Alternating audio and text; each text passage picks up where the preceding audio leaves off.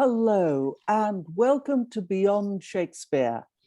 It's 12th night tonight and we are reading A Christmas Mess by an unknown writer and dated in the manuscript 1619.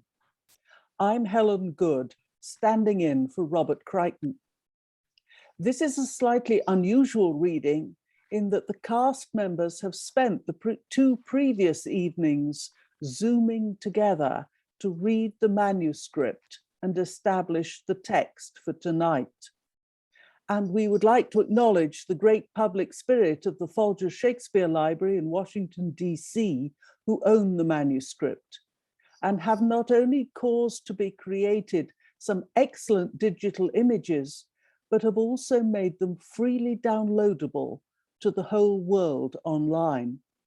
And I can only say to other manuscript depositories, go and do thou likewise. We have here a small but perfectly formed group of readers, and reading The Belly, Cushion and Sir Vinegar is... Hi, I'm Greg. I am really excited to get this on, so to speak, on its feet and get our teeth into it. Dum. And reading King Beef, The Trencher, and Bread is... Hi, I'm Eric, and I'm all the above. Reading Queen Mincepie, Mustard and Salt is... Liza Graham, professional mince pie eater and impersonator in London. And reading King Brawn, Sir Pepper and Tablecloth is... Rachael, actor on the East Coast. I've never eaten a brawn or a tablecloth, but I have had some pepper. Thank you. And I will be reading The Cook and Lord Souse. And we start with the entrance of Belly.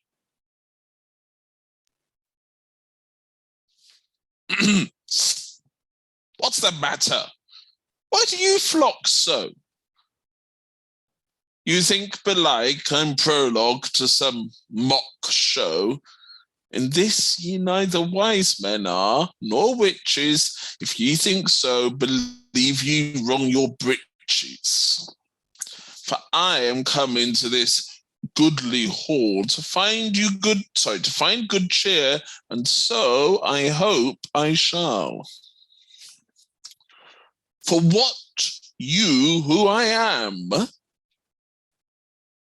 Belly's my name, a man I'm sure this Christmas in good fame.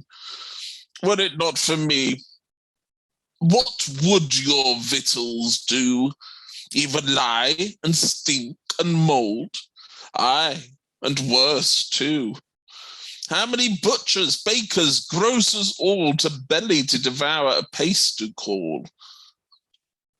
If I but once grow queasy, all their ware grows straight as cheap as 'tis at Bartholomew Fair.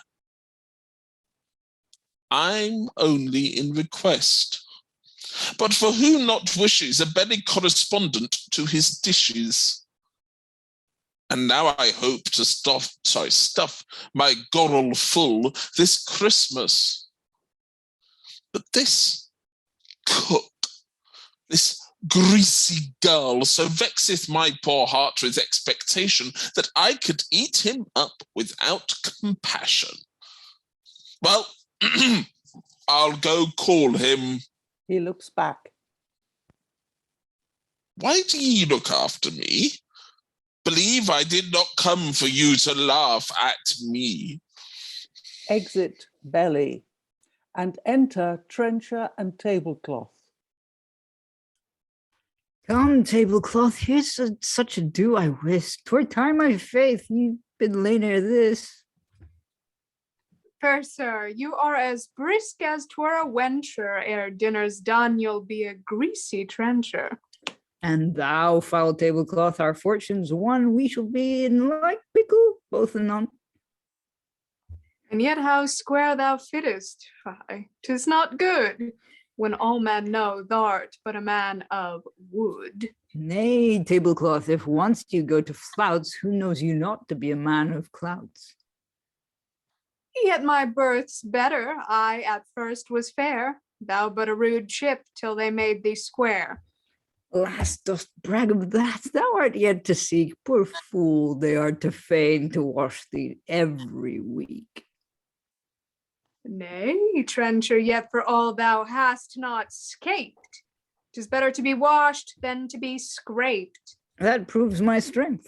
But thou art poor brag of draping, thou art so thin, thou canst not hold out scraping. Thin am I. Holds thy peace, yet thou art no winner. Ere long thy scraping so will make thee thinner. Thinner than thee. Fie, since these idle brags, thy washing will wear thee to brags and jags. Yet when I'm so, I serve for some good turn, when thou art good for nothing but to burn. Then thou wipest dishes and tails too, I doubt me, whilst I give heat and comfort all about me. Nay, but thou burnst, and so to dust art brought, and when thou art so, thou art just good for naught. Nay, when I'm ashes, Tablecloth, I'm better, for then I wash thee, still thou art my debtor. Wash me.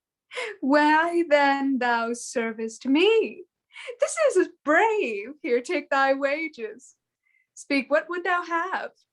But here come bread and salt. Let's stand aloof, and on we'll urge this matter to the proof. Be silent, whilst we hear them make their brags. I think we shall have pretty short effags. Enter bread and salt. Bread, prithee learn thee to come after salt.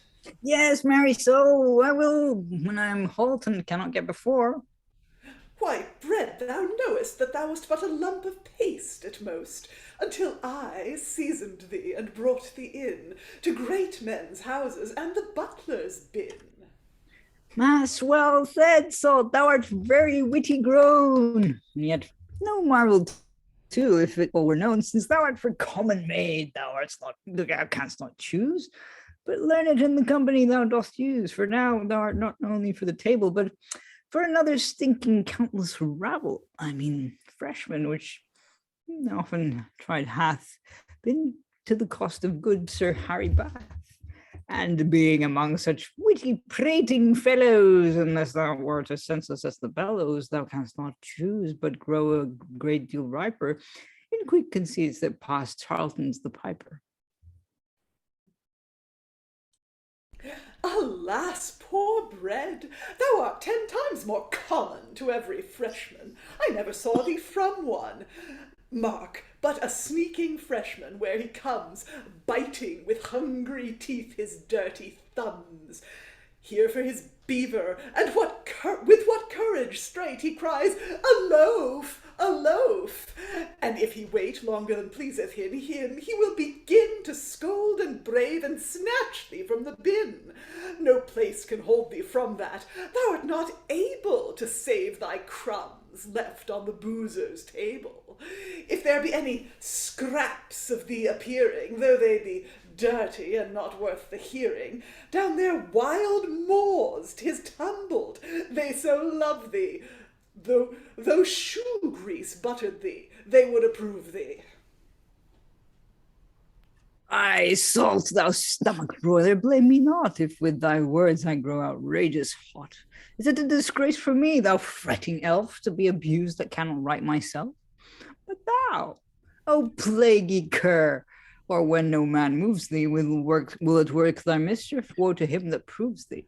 The butler, that's my landlord, owes thee hate. Oft was he the sconced for spots upon the plate. Well, bread, I scorn to take these words thou hast uttered. Thou talk'st as nimbly now as if thou wert buttered. Leave prattling quickly, somebody doth rush in. Tush, fear not, man. Oh, 'tis our fellow Cushion. Enter Cushion. Friend, thy lips do move, yet I hear thee not. Your fellow, quotha? How can you be fellows that puff out anger like our college bellows? against the enraged fire that's full as hot as was at Christmas our plum porridge pot. If thou wert well served, salt, thou wouldst be beaten, and thou bread has deserved to be eaten. And trencher, 'cause you kept no better square, the scrapings of the meat shall be thy share.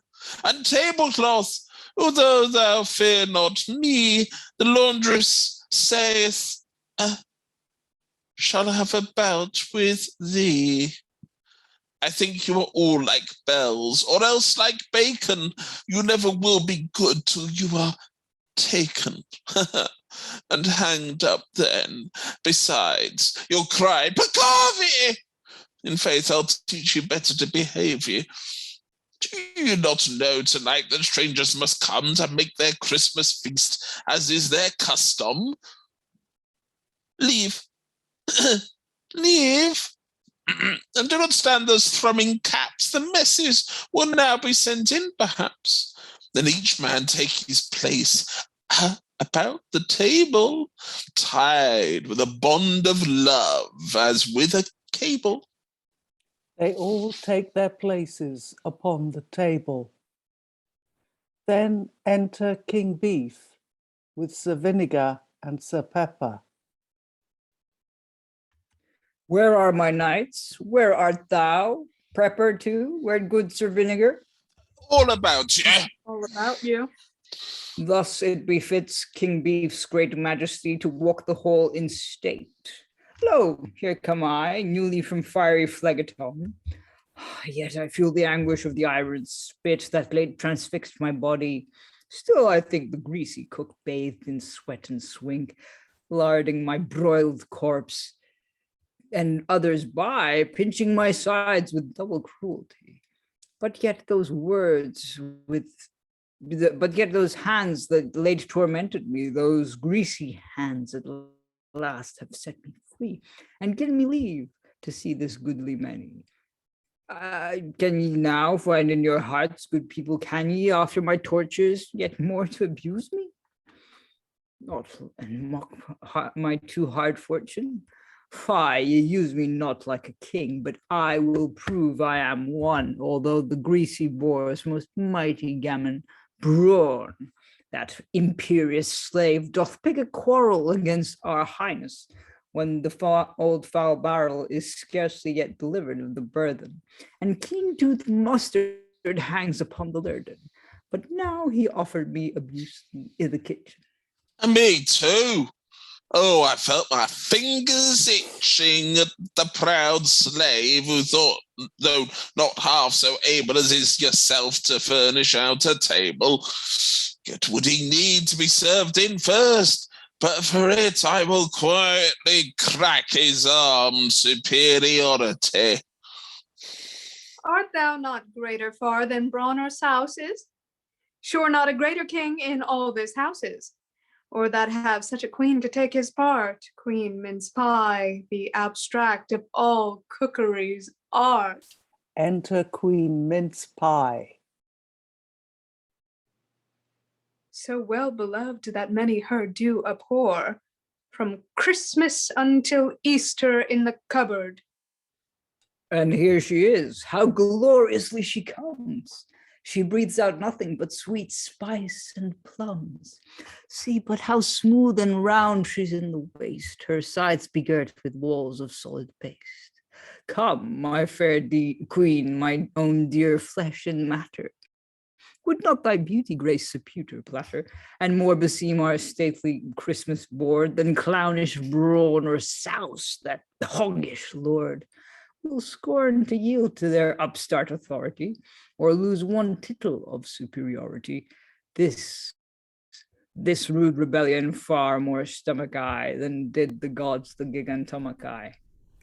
My royal husband, now I see thou'rt valiant, and from thy father's prowess nothing alient. Let not their coward threatenings us appall. What we have might and will to thump them all. We'll cleanse our hearts from sorrow if we can, as doth the dish-clout the foul dripping pan. Bravely resolved. Dear lady, for my part, I do not care, say reverence at fart, but will behave myself as valiantly as e'er did Warwick's thrice renowned guy. He killed the boar, and I will kill King Brawn, which to perform I mine own life will pawn. When I have killed him, thou tear his jaws. The slave shall ne'er escape our furious paws. And with my spear I'll give him such sore hunches that when he's dead I'll make him feel my punches. Oh, I came with thunder Brawn, dub, dub, ba-dub. And that if I fail I'll kill thee with a tub. And if perhaps that should not make thee die, beware, King Brawn, I'll kill thee with a fly.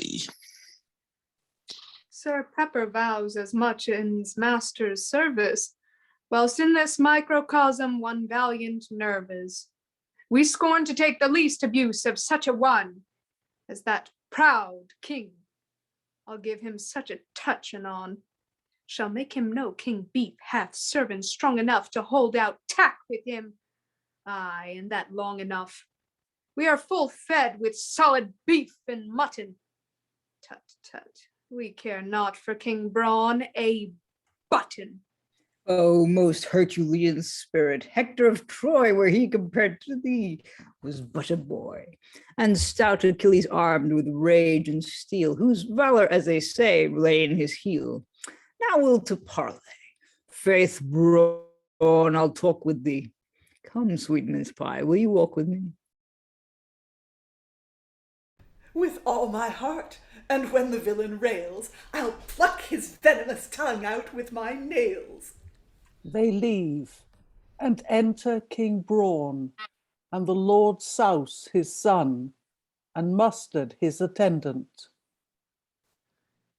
Thus from the sauce tub where in woeful plight I have lain bathing, come I to the light, my dear son Souse, and thou, my faithful Mustard, how glad I see you.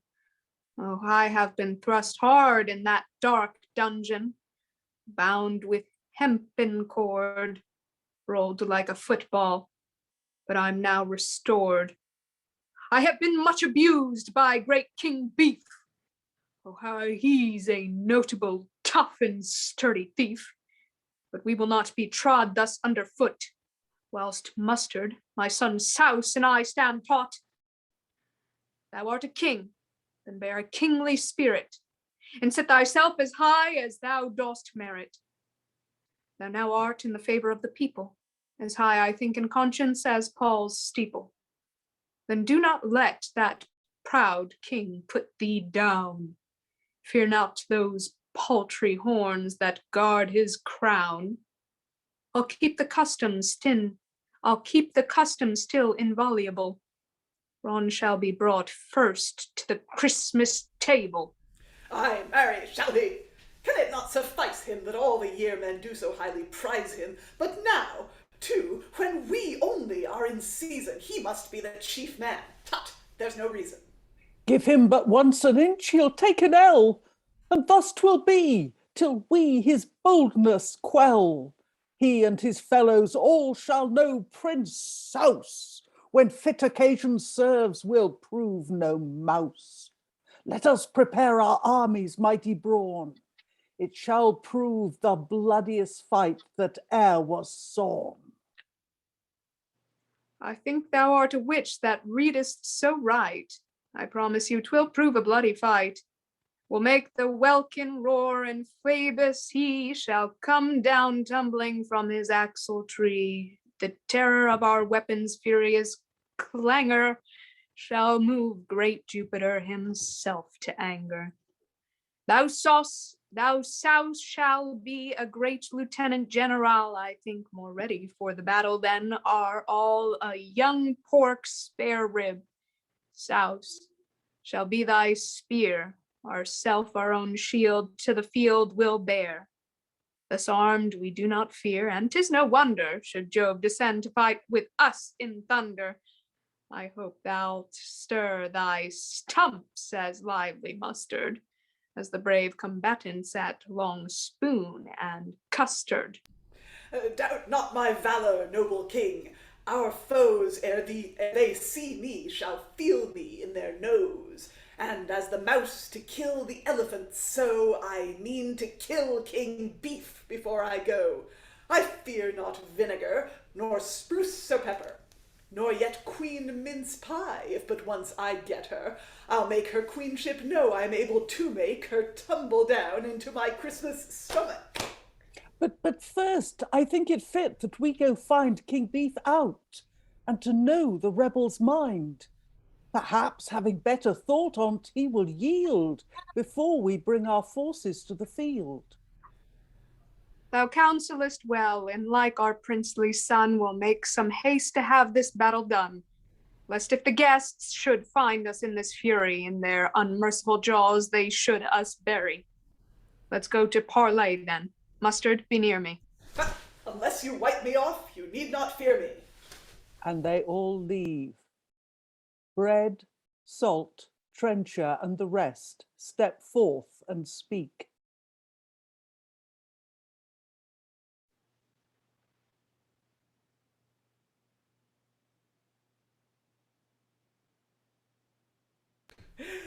Now, Bread, you need not strive who shall be greater, for if this discord hold, you'll want an eater. And thou too. But methinks I'm overjoyed. By this means I am kept still unannoyed. They will not be made friends in haste, I hope, so shall my laundress save both pains and soap. I'm of thy mind, Tablecloth. I doubt cushion will not so soon be worn out. But as when we feast least, then we do fare best, and in our proper mansions take our rest. But let us watch a while, lest unawares the cook should reconcile these furious jars. Let's take our places. Here comes Boundless Belly. He smells a feast. By and by, he'll tell you. They go to their places again. Enter Belly. Oh, that this beef and brawn were but in jest. So might I sooner come unto this feast? Since they must be eaten both, what need they strive? Who shall be first killed, who last alive? The devil is in the cook that cannot keep them in the kitchen. Sure, the old knave's asleep. My stomach told me some 2 hours ago 'twas supper time, but I scarce find it so. Thus, they on whom I should eat, I mean the meat, already one another for to eat. I'll wait on them a while, but when I light on them upon the table, oh, how I will bite of them. If I be partial, let me be hanged up. 'Tis not an ox can conquer my vast gut. I'll go and wet my teeth for this good Christmas cheer. In the meantime, beware your Christmas beer. And the Belly goes out. I told you so. Let's stay and see the end. Here comes King Beef. He looks not like Brawn's friend. Enter King Beef with Sir Vinegar and Sir Pepper. What say our knights? What do our enemies mean? To fight it out, or to forsake us clean? Hast thou descried their army?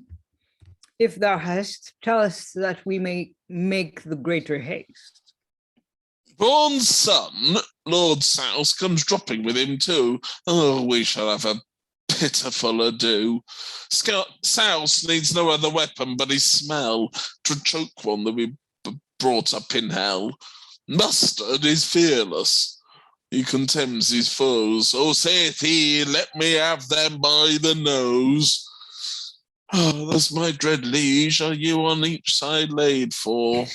Courage, my subjects. What are ye afraid for? Think you our forces cannot master theirs? Why, what is Brawn? What is Souse that dares compare his hoggish forces to our might? Will they deny great Ox's son his right? Was not my father king of all the herd? And shall his son by hogs be made afeard? Have we not equal help?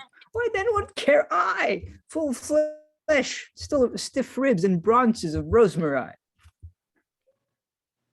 My lord, your servant vows to stand in your defense as long as here's a hand. And though I cannot wound with deadly wrong, let me alone to bite them by the tongue. And Vinegar swears he will play his part, though he not be so strong, he's quick and tart. Thou pepper Charlotte in flame, and I will cool. I'll make them look as though they were at stool. Why, thus it should be. But what arms, what weapons shall we advance against these fearful capons? I'll bear my brother's horns to gore the slaves. Aye, there's a tool, we'll send them to their graves. What if your father's horns cannot be found? Are there not horned beasts enough on ground? Or if the fields be scant and cannot fit ye, ye may find horns too many in the city. 'Twas well thought on, my liege. Shall we be packing, and see that nothing for the time be lacking? Aye, come, let's go. Brawn will not doubt you. Sir, come, Vinegar. I'll cling about you, sir. Enter King Brawn and the Lord Souse his son, Mustard his attendant, to them going. Stand wide, give room. I come, thou roasted slave. What darest thou thus on our own ground to brave? Think thou that 'cause I've lain a long time cold, and in my wet hole was almost grown old, will give my place to thee? If so, take heed. My power is coming on. Subjects, proceed. First, here's my father's tusk to meet thy horn. It hath destroyed full many a good eggcorn. Then here's his bristles, thrice as tough as sticks, shall pierce thy slides, far worse than butcher's pricks. We fear thee not, thou massy, thick-skinned churl. This horn shall thee from off the table hurl, if thou put foot before me. It shall gore thee worse than the knife, the sire that went before thee. Then here's my rib with this same cragged stump, thy senseless south-soaked sides I'll whack and thump. Lastly, these stubbed branches of rosemary shall dig your hide. Faith, sir, I'll not spare ye. Thou over-roasted slave, I fear thee not. Take heed, this crooked engine tear thee not. Were't not I for some worthy fellow's weight, my men and I would bid thee battle straight. But stay till all come in. Then black burnt beef will new belard your ribs, and to be brief, so tear your blood-dried gravy swelling course, that hungry teeth shall rage with less remorse. Well, Brawn, we'll meet the shambles, 'tis not far. We'll try what solidity you are. And they all go out, except Sir Vinegar and Mustard. Thou villain, why didst thou thrust me? Think'st thou still we are together in the mustard mill? I thrust thee not, thou musty sunburnt slave. Yet thinkest thou the wall of me shalt have? Proud princox, know I am thy better now, and wait upon a worthier dish than thou. O traitor to my lord King Beef, have I helpful to moist thy seed when thou wast dry? Have I created thee and given thee spirit, that thou shouldst strive my honour to inherit? Ungrateful wretch, back, or I'll wash thee thin. Better thou hadst thy wooden house been in. Go learn more wit at that grave ancient pot, that will yet tell thee, if thou rememberest not, how often I've increased thee at the bottom, and more good turns, although thou hast forgotten. Remember how I washed thy dregs out once, to serve in the hall that saved the cook a sconce. Dost thou belie that honest fellow too? O thou sour varlet, what wilt thou not do? Thou railst against so good a friend of mine. Have I not seen him with these eyes of mine, when thou with butter shouldst to the hall have gone, for thy more credit sent thee in alone? Nay, if you go to that, how often have I saved him when he hath been at point to die? For when a loathsome rotten egg oft comes, and the soft gear runs all about his gums, did not I, Vinegar, and near him stand to wash his mouth, he would perish out of hand. Nay, that's stark false, for though thou next him be, I could drive out the scent as well as thee. Oh, but thou wilt put him to a double pain. He had need of bread to drive thee out again. Thou slanderst him, and me thinkst thou his nose cannot abide such flea-biting as those, that used to choking savours ever fighting with the hot vapour of old ling and whiting. He that with open nostrils looks on these may spoon me up and bear it away with ease. But I will no more endure your scornful taunts. Try it with your bilbo, let that seal your vaunts. Oh, you're very hot, Sir Mustard. 'Twould beseem me to know my presence, howsoever you deem me. But since you are upon the spur, I am for ye. And yet methinks again I am somewhat sorry, knowing thou art my own begotten creature, and how I've helped to fabricate thy nature, that now I should undo what I have done to somewhat move me. Yet 'twas thou begun. Have your hide. Alas, no one good troth say I should kill thee, I'd be very loath. But yet I'm urged. Tell me, wilt thou yield before thou triest the terror of the field? Yield? Think'st thou that I was born to shame the honour of the high Sinapian name, or give a foot of ground to such as thee, a poor thin rascal in respect of me? No, try thy feeble bones. I'll not spare thee. Come, thou must die. Poor Vinegar, prepare thee. Hey, Mustard, stay. We'll combat in the battle. Let's bleed in war and not in peace like cattle. It shall not serve your turn, or fight or die. Oh, stay. I am not ready to it by and by. Oh, but go wet my sword and come again. Let's have fair play and equal odds like men. Sir, try your blade one bout. 'Tis keen enough, were but yourself of answerable stuff.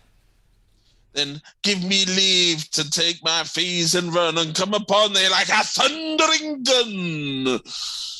Thus I retire myself. Now think on hell, thither I'll send thee anon.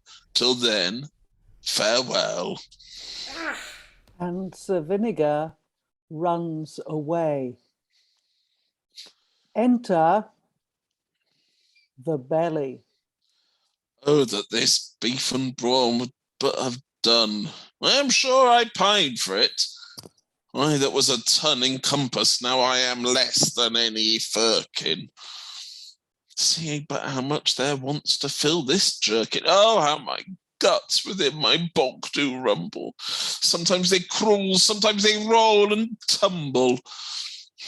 All while this cook, this idle cook goes peeking for beef and brawn in every corner sneaking. Cook and be hanged, make haste! Dost mean to starve me? Oh, send in the meat, or thou thyself shalt serve me. I'll not be made to stand here like a noddy whilst all my guts run up and down my body. Not yet. Oh, I'll fetch thee then, your chopping knife shall hardly from these teeth defend your life. And yet it will. 'Twill be better to entreat him than to provoke his anger and to threat him. Therefore I'll go in humble manner to him, and to take up this quarrel I will woo him. Till I persuade him to it, I'll never lin, so shall I stuff this doublet grown so thin. Exit to the cook. Oh, who would be a cook? to sweat and swagger for other men. Oh, that I had a dagger, I'd tame this beef and brawn and their whole rout. I marvel how the devil this brawn got out, or beef, when as I charge them go no further than the strong barricadoes of my larder. But yet they have transgressed our stern command, they're free. But I must to the danger stand. And though I stir my stumps in what I can to give content to all, yet every man will be upon my jacket, and the cook alone must to a world of business look. One hungry fellow runs about and wishes he could but find the cook. Aye, then the dishes should fly about. The rest of them, they rave and cry, where is our meat? This cook's a knave. And how, alas, can I provide the meat, when as that's run away which they should eat? I hear that they fell out because I meant to serve brawn in first. But what's their intent after this quarrel? That I'll search anon. Oh, that I knew but whither they are gone. I'd quickly fetch them in and make them know I am of some authority, I trow. Enter the belly.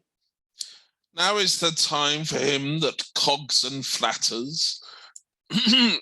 Now I'll step forth, great king of dishes, platters, foul-dripping pans and spits, sole lord and master of that good cheer whereof I'd fain be taster.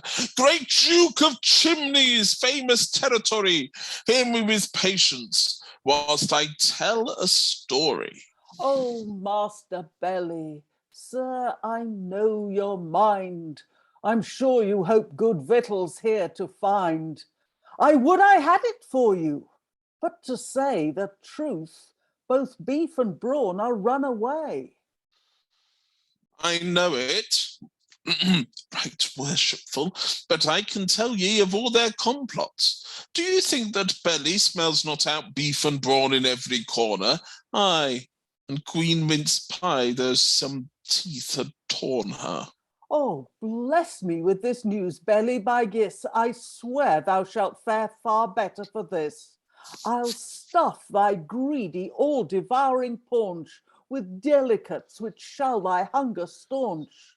We'll teach thee to forget to rate buttered fish. Some phoenix at the least shall be thy dish. Oh, tell me then, but where are these extravagants, that we to fetch them home may have a gance? So please your satin doublets, greasy gravity. I'll tell you all I know, and now, sir, have at ye. Thou great Apollo, whose sweet harp is strung so well, guide me now speaking that canst rule the tongue so well. A bloody quarrel must by me described be, but should they come, oh, tell me where to hide me.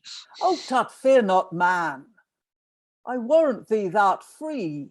They'll tremble all when they but look on thee. Then no, great sir, and I may tell it you, they've gone to the field to fight. Believe it, 'tis true. You know the reason, and 'twas my intent to tell your worship what these roysters meant. But I, poor I, by this means have not dined. See how I'm fallen away! See how I'm pined! Unless your worship well vouchsafe some aid to me now almost desperate, I'm afraid.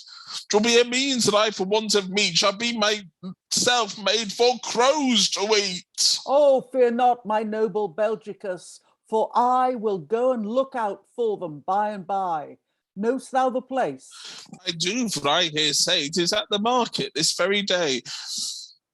The hour's at hand. Then we will go and part. But beef and brawn that bears so stout a heart, let's haste. Methinks I hear the scholars say, where is this cook, this knave? He's run away. Then follow me, myself will end the strife. There's no small weapon with my chopping knife.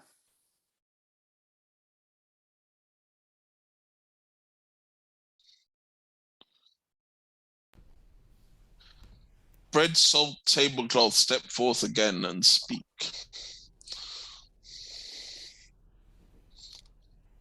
Oh, sorry, I missed a line.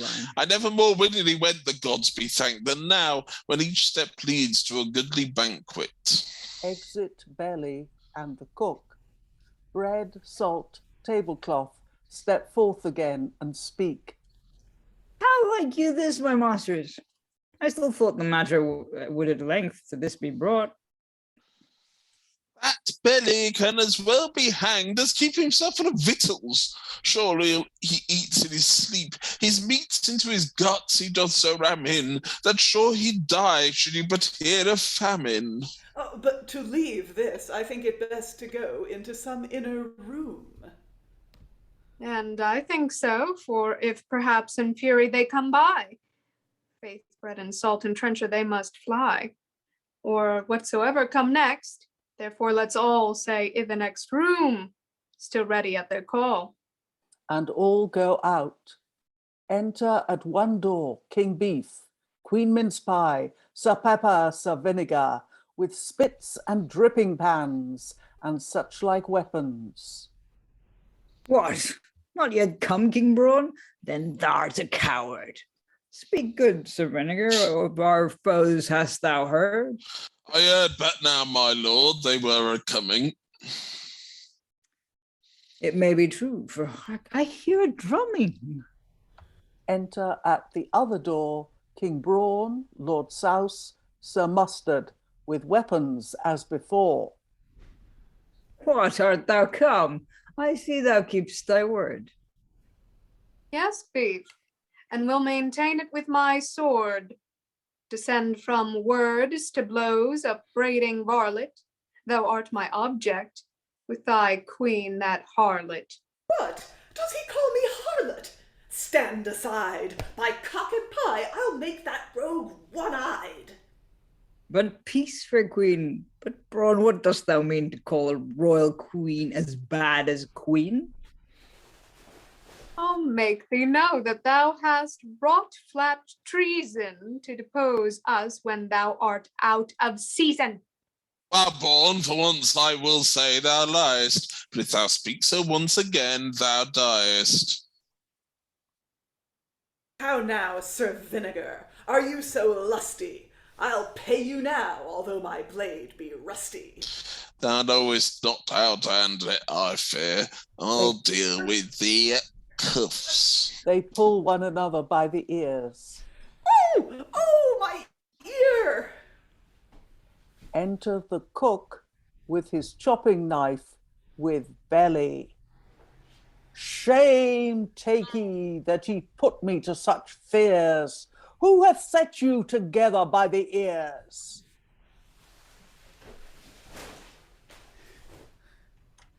Hi, there's no one. Here's no one will fight us, I doubt me.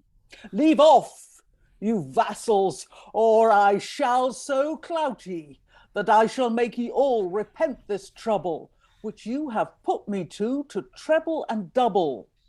Prostrate yourselves and lay your weapons down. Belly parts them. Do ye not fear your lives when we but frown? We do. We do. God's blessings on your heart, good master cook. He provides meat whilst I but overlook. Prostrate yourself, ye whoresons, at our feet, or else this chopping knife and your necks shall meet. King Beef, who was your viceroy, resigns now. His crown and to your feet doth humbly bow.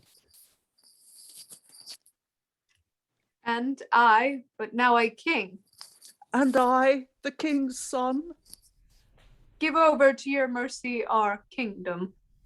Good master cook, for God's sake, pardon me. she kneels I am a down. silly woman, as you see. Rise up.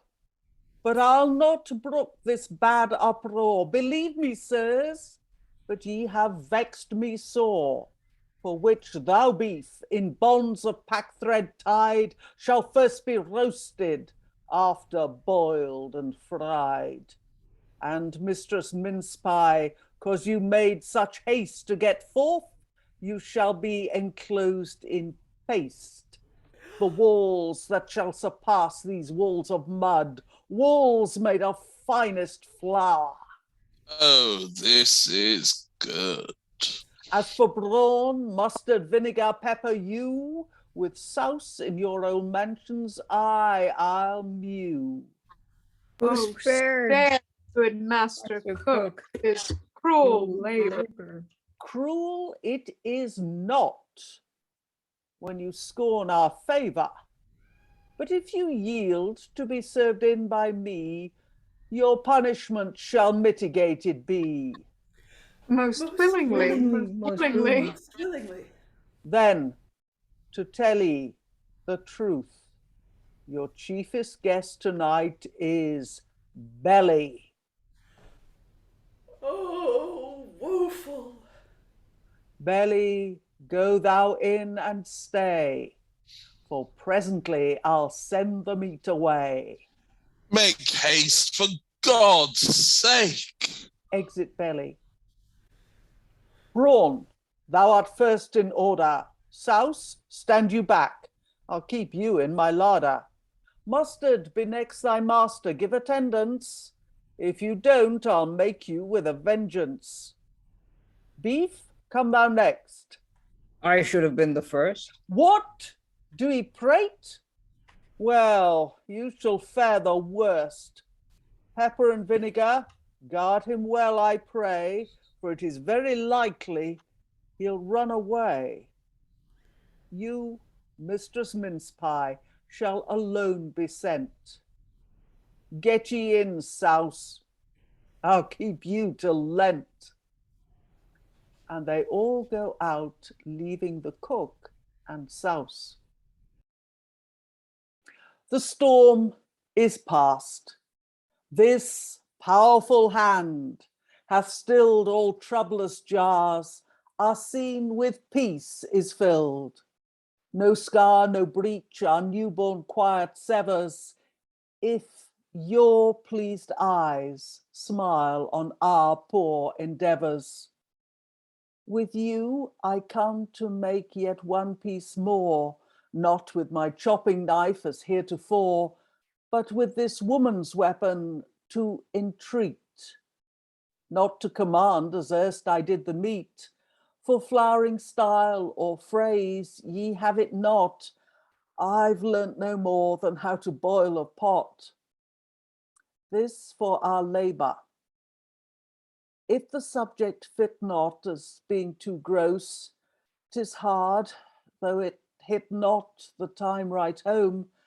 No matter how small reason, you have rhyme, and although not good, yet 'tis in season. If you are pleased, lo, here a suitor stands. We need no laurel, crown us with your hands. But if your ears be grieved with such a toy, you are rid of us, and so clap hands for joy.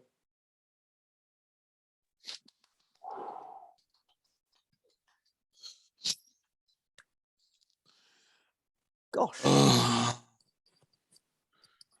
Brilliant. I must get rid of my moustache.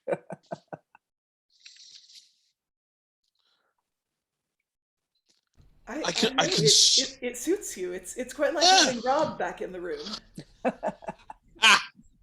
Yeah. I can so see that being staged. I mean, so many plays you can, but that just has such a unique feeling to it. And I've almost got this vision of them being in an anteroom, having that performed round about them, and then moving into the dining hall for some reason. Because the idea of Belly going forth at the end, almost like Belly goes into the dining room, cook And so I'd have that last few lines, and then everybody goes in for the feast. I mean, it's what, 40 minutes or so overall? Yeah. It like they could be, they could all be having a beer in the vestibule before they go into hall, and then all the characters could lead them as a procession into the hall. Mm. Yeah. I mean, we've got 6,245 words. Is that all? Well, the thing is, we spoke very fast. Partly it was because we knew a lot of the text, and partly it's the way it's written. Mm. It's got a lot of bounce to it.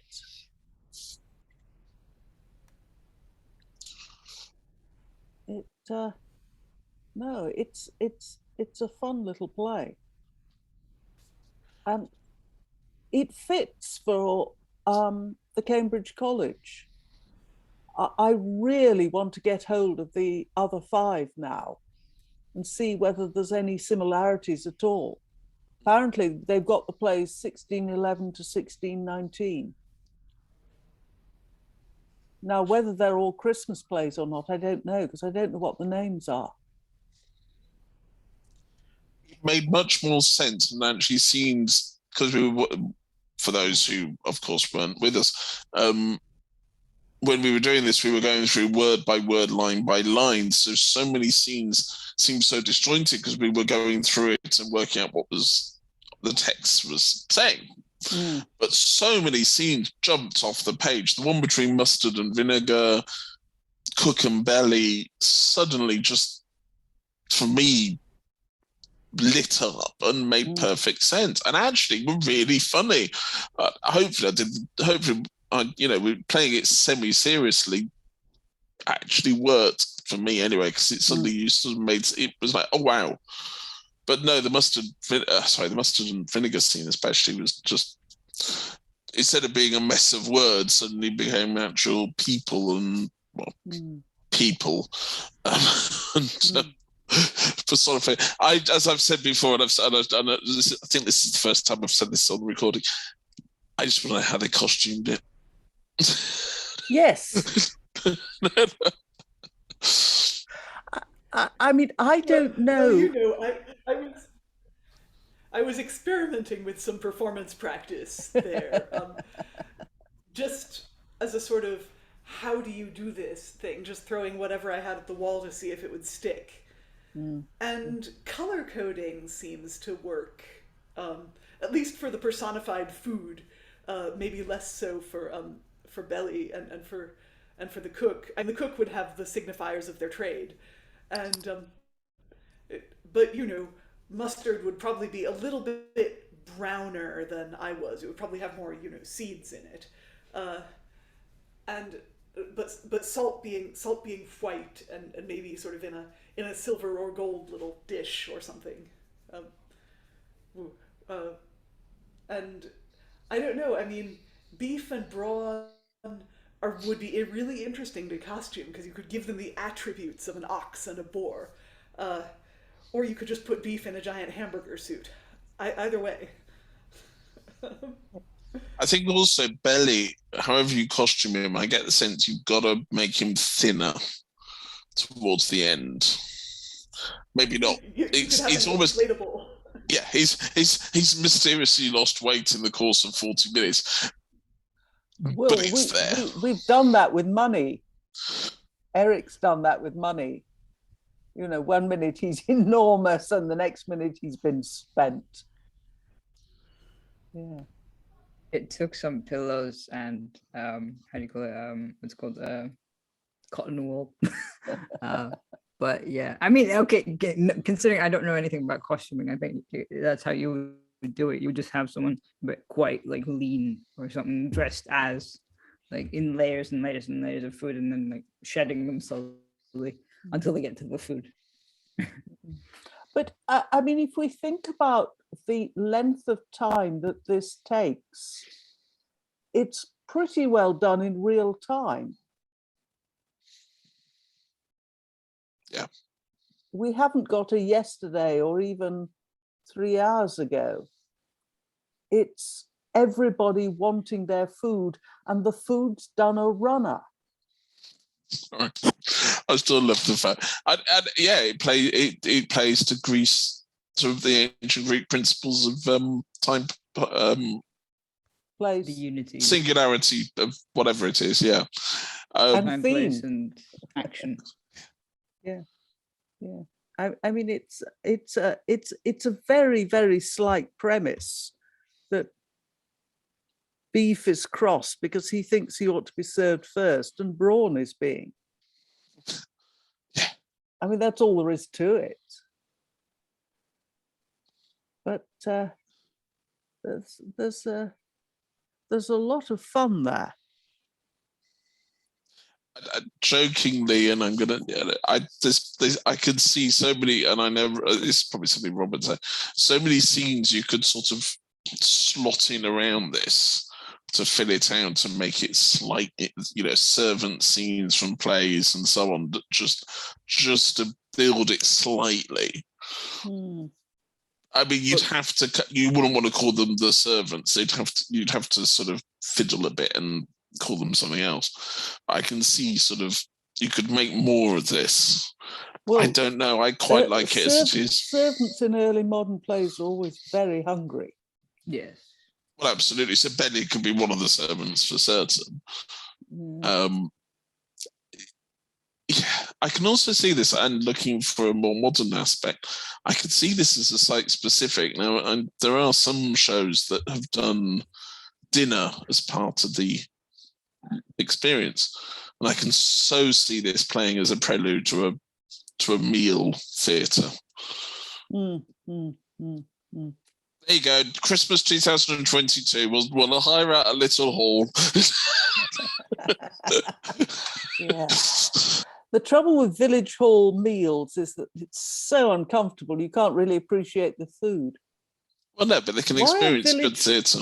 Why are village hall chairs so uncomfortable? Because they're only designed for people to sit on for very short spaces of time. Fair enough.